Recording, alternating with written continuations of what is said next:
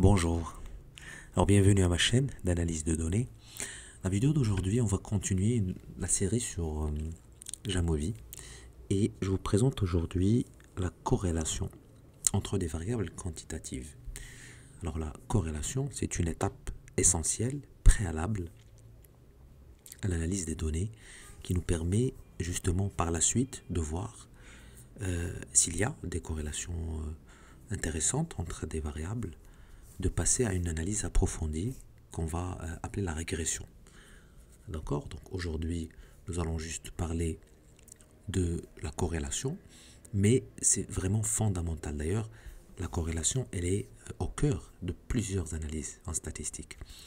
Si les variables n'ont pas de lien entre elles, il est difficile de faire beaucoup de techniques d'analyse. Et d'ailleurs, plusieurs, mais vraiment énormément de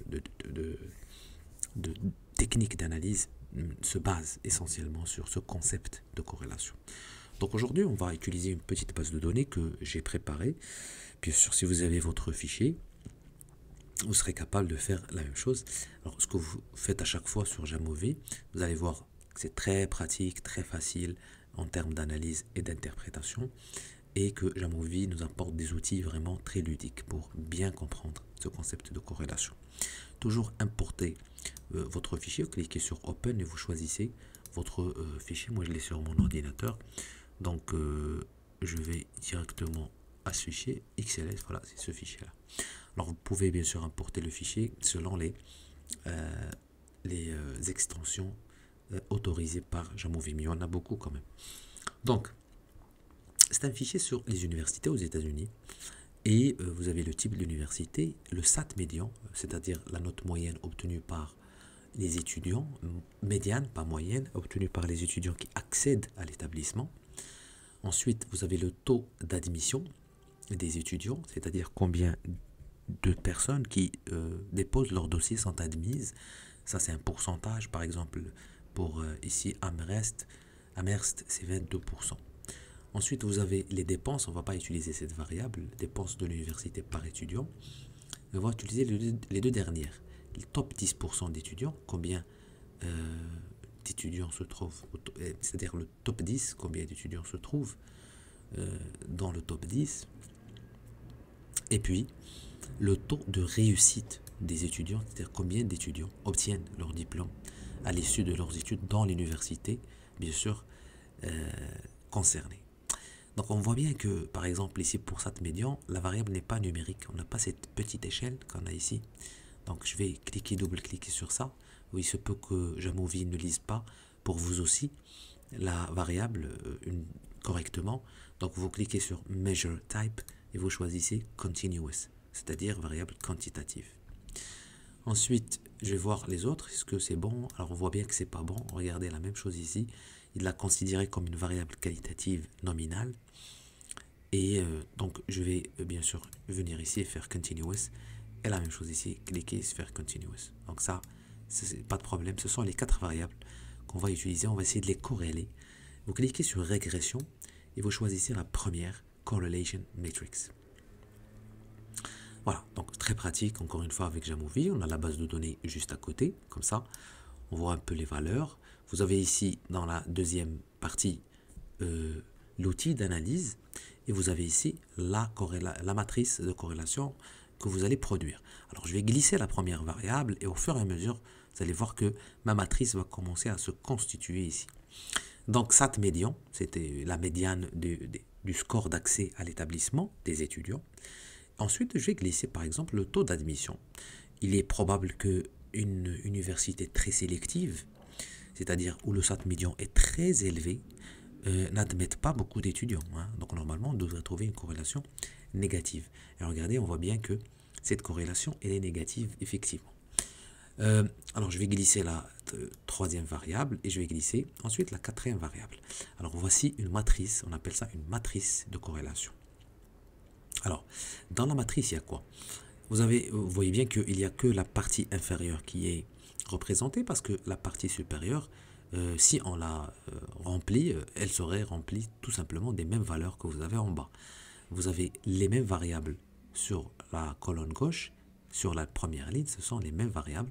Et vous allez voir que, par exemple, on voit par exemple la première variable, le SAT médian. Vous allez voir sa corrélation avec le taux d'admission négatif, une corrélation positive avec top 10 étudiants et une corrélation positive presque similaire, pas très loin, avec le taux de réussite en pourcentage. Alors, qu'est-ce que ça veut dire une corrélation positive, une corrélation négative?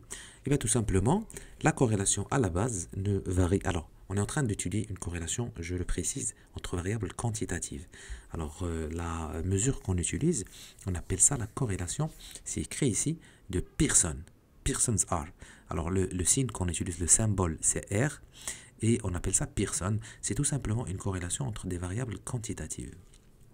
Alors, ce R varie toujours entre -1 étant la corrélation négative maximum que vous pouvez obtenir entre des variables quantitatives, 0, c'est-à-dire il passe par 0, c'est-à-dire aucune corrélation, et 1 étant le maximum que vous pouvez obtenir lorsqu'il s'agit d'une corrélation positive. Donc vous avez ces trois, on va dire, niveaux de corrélation qui peuvent bien sûr vous donner une idée sur la nature de la corrélation. Par exemple, le SAT médian, comme je l'ai dit tout à l'heure, on dit qu'il est négativement corrélé avec le taux d'admission, ce qui est un peu logique. Lorsque une université a les étudiants qui passent l'examen d'accès qu'on appelle SAT, qui est la note médiane, elle est élevée, elle augmente, bien sûr que cette université ne va pas admettre beaucoup d'étudiants parce qu'elle est à la base à accès fermé à travers cet examen SAT, et donc lorsque la note va augmenter, le taux va diminuer, le taux d'admission. Et on voit bien cela représenté par ce chiffre moins 0,602. Donc ce que ça veut dire, c'est que ça veut dire que lorsque le SAT médian augmente, le taux d'admission diminue. Ça, c'est la première chose. Bien sûr, vous faites la lecture pour les autres. C'est un peu encombrant lorsqu'on a DF, p-value. Si on ne sait pas ce que c'est, ça peut encombrer. Alors, ce que vous pouvez faire, cliquez sur Flag Significant Correlations. Alors, si vous cliquez sur ça, il va juste vous donner des étoiles à côté des corrélations. Et à quoi ça sert? Alors, les étoiles, et c'est la deuxième chose qui est intéressante avec les corrélations, est-ce que ces corrélations se limitent à mon échantillon que j'ai ici? Regardez, mon échantillon, il est là. On a combien d'universités? On a seulement 49. Hein. On a commencé à 1 et on a terminé à Yale 49. Et donc on voit bien que, est-ce que cette corrélation, est-ce qu'elle se limite à ces 49 universités ou bien elle concerne toute la population des universités qui se trouvent aux États-Unis? On voit bien que les étoiles répondent à cette question. Ils vous disent, si vous avez des étoiles à côté, alors cliquez sur Flag, et elle vous permet de voir est-ce que cette corrélation est aussi importante, on appelle ça significative, c'est le terme qu'on utilise. Est-ce qu'elle est significative dans la population de toutes les universités qui se trouvent aux États-Unis, bien sûr. Et si vous avez des étoiles, alors 3 étoiles, c'est mieux que 2 étoiles, et 2 étoiles, on le voit bien ici, mieux qu'une étoile. En général, 3 étoiles, c'est bien sûr ce qu'on cherche. C'est-à-dire que ça répond à cette question. La probabilité, hein, c'est une question de probabilité bien sûr, et la probabilité de trouver dans la population, alors j'ai déjà parlé des tests d'hypothèse, cherchez une vidéo sur la playlist, on appelle ça, alors j'ai appelé ça inférence statistique, et dans les inférences statistiques on parle des tests d'hypothèse, et la probabilité de trouver dans la population la corrélation nulle, elle est tellement faible, tellement rare cette probabilité que on rejette cette hypothèse et on admet que, puisqu'on a les étoiles, qu'en réalité cette corrélation elle est vraiment négative et elle est importante dans la population. C'est ça ce que ça veut dire finalement. La probabilité de l'inverse est très faible. C'est ça ce que ça veut dire. C'est pour ça que vous avez des étoiles, vous les avez ici, vous les avez avec top 10 étudiants SAT médian, et vous les avez également taux de réussite, pourcentage, et le SAT médian. Ce qui est un peu logique, parce que lorsque le SAT médian augmente aussi, c'est-à-dire que les étudiants sont bien, vous avez de bons étudiants à l'université, bien sûr que le taux de réussite de ces étudiants va naturellement augmenter. On le voit bien ici que la corrélation elle est positive, 0,56, et elle est également significative. Voilà. Donc la p-value répond à cette question. Mais il est plus simple juste de cliquer sur Flag Significance et vous avez les étoiles comme ça. C'est facile de lire la matrice de corrélation. Alors vous pouvez également rajouter un intervalle de confiance, c'est-à-dire non seulement vous voulez la valeur, en général on le rapporte, hein, l'intervalle de confiance, c'est un intervalle pour la population, pas pour l'échantillon.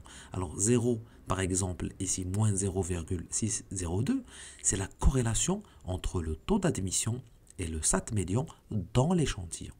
Mais si vous voulez un intervalle, une valeur minimum et une valeur maximum dans la population, vous cliquez tout simplement sur intervalle de confiance. En général, ne changez pas.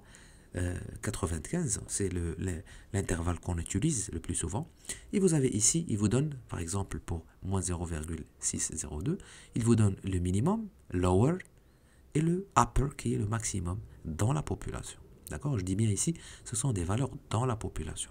C'est-à-dire que dans la population, la corrélation entre ces deux variables, taux d'admission et SAT médian, va varier à 95% de certitude entre moins 0,75 et moins 0,38.